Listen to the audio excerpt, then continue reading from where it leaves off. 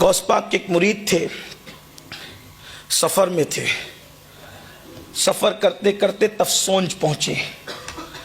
वो गौस पाक के मुरीद थे, सफ़र में थे। सोचा कि यहाँ पर एक बहुत बड़े शेख रहते हैं, शेख अब्दुल रहमान तफसोंजी, तो उनकी महफिल में वो चले गए।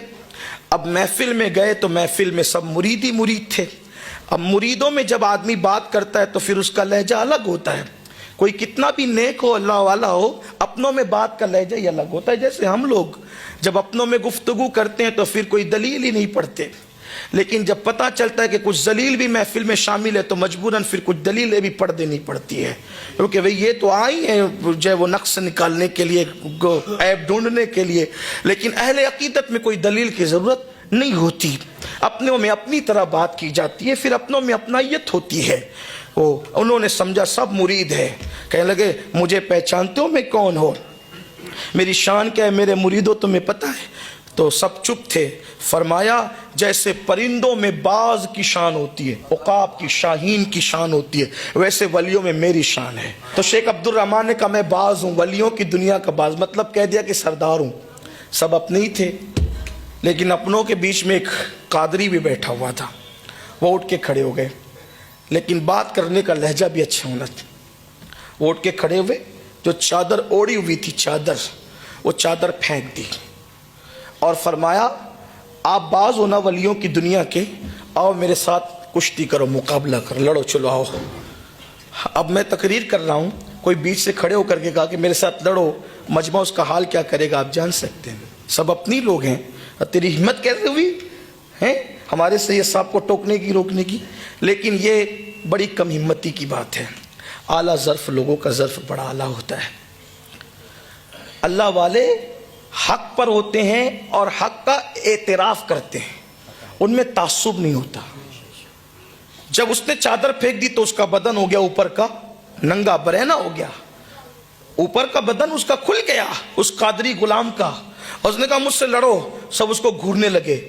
मुरीदों से कहा इसको घूरो मत, मैं इसके एक एक बाल से नूर निकलता देख रहा हूँ। ये छोटे मोटे पीर का मुरीद नहीं, ये बहुत बड़े पीर का मुरीद है। पता नहीं किसका है, लेकिन है बड़े पीर का मुरीद, इसलिए हमारे पीर को बड़े पीर भी कहते हैं।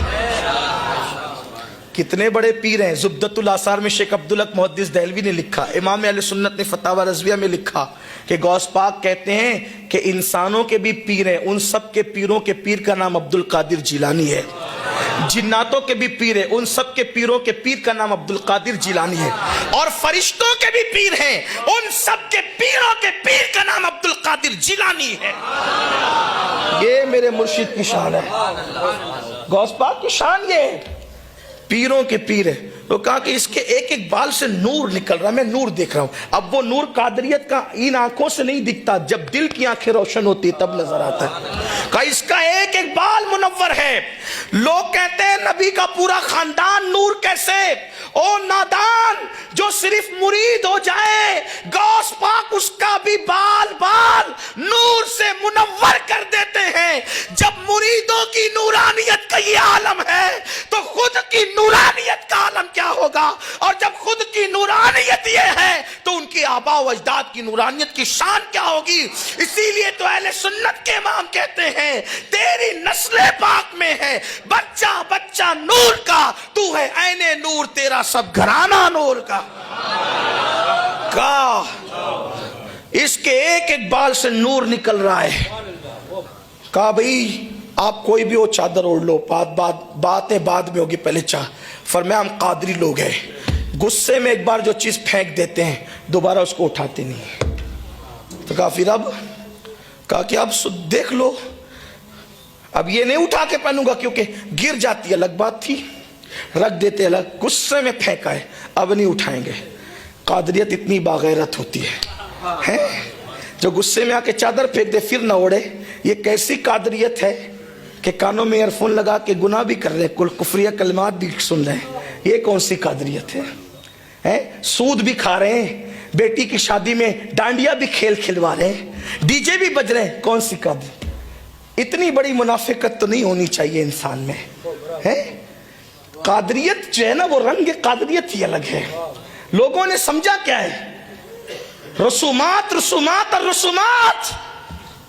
حقیقت کی طرف آؤ، دنیا کے حالات چٹکیوں میں بدلیں گے، اس لیے کہ بادشاہوں کو مقرر کرنا بھی ان کے اشارے پر ہے اور ہٹا دینا بھی ان کے اشارے پر ہے، لیکن کوئی ان کا ہو کر تو دیکھے۔ اللہ اکبر، اس لیے کہا گیا ہوا میں اڑنے والے یوں نہ اترائے ندا کر دے، وہ جب چاہے جسے چاہے اسے فرما روا کر دے۔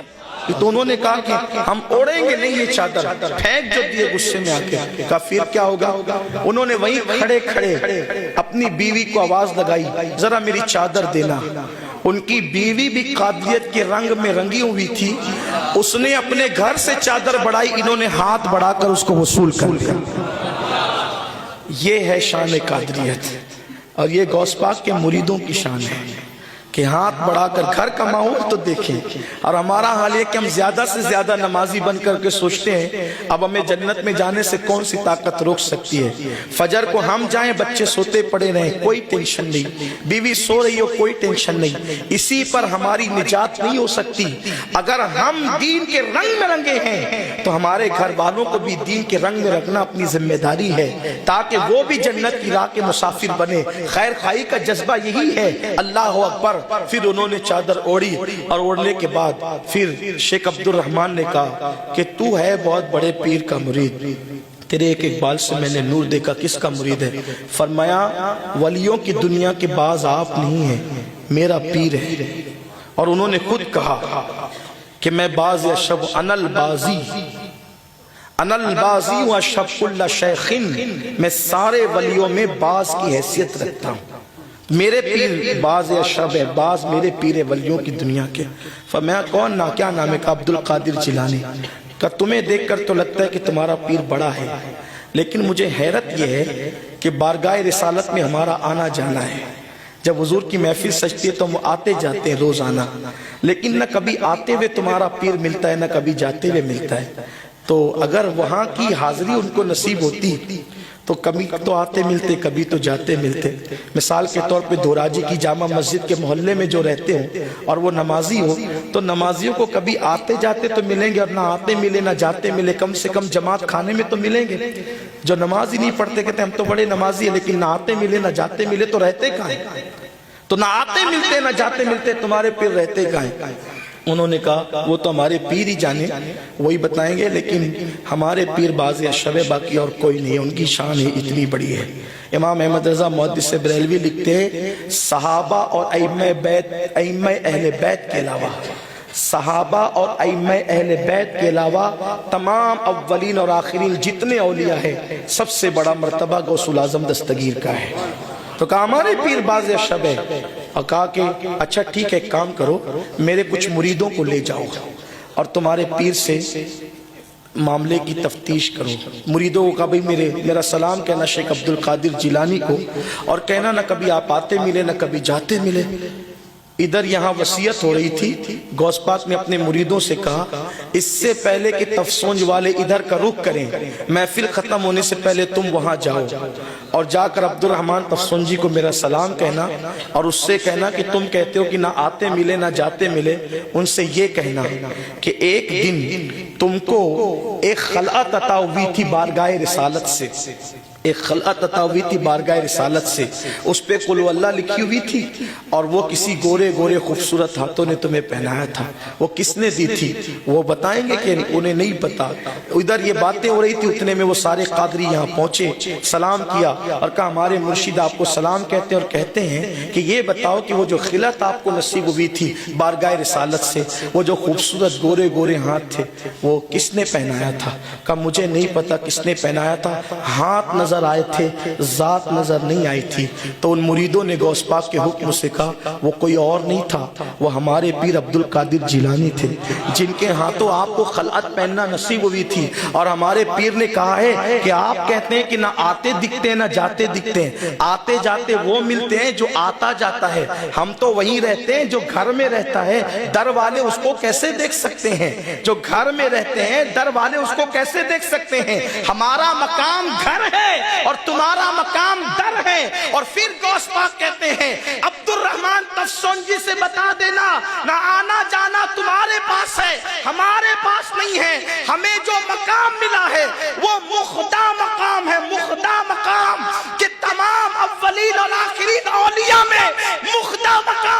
کو نہیں ملا، وہ مقام صرف عبد القادر جیلانی کو ملا ہے۔ آٹھوں پہر وہاں جلوہ یار میں گم ہے، لیکن قربان اب یہ مخدہ مقام ملا کیسے؟ اگر ہم غوث پاک سے پوچھے، غوث پاک کہتے ہیں مجھے مخدہ مقام ملا ہے۔ اب یہ مخدہ مقام ملا کیسے؟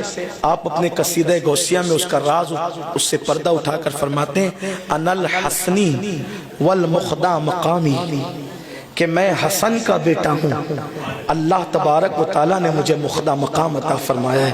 آپ مجھے بتائیں حسن کا بیٹا ہونے پر جسے مخدہ مقام ملتا ہے، جب حسن کے بیٹے کی یہ شان ہے تو حسن مجتبیٰ کی شان کا عالم کیا ہوگا؟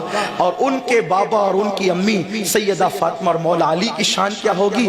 اور ان کی یہ شانیں ہیں تو مصطفیٰ جان رحمت کی شان کیا ہوگی؟ اسی لئے میرے امام کہتے جو تیرا طفل ہے کامل ہے یا غوث، تو فیلی کا لقب واصل ہے یا غوث، اور ہزاروں تابعی سے تو فضوتر، یہ طبقہ مجملاً فاضل ہے یا غوث، اور وہ کیا جانے گا فضل مرتضیٰ کو جو تیرے فضل سے عاطل ہے یا غوث، اور رضا کا خاتمہ بالخیر ہوگا تیری رحمت اگر شامل ہے یا غوث۔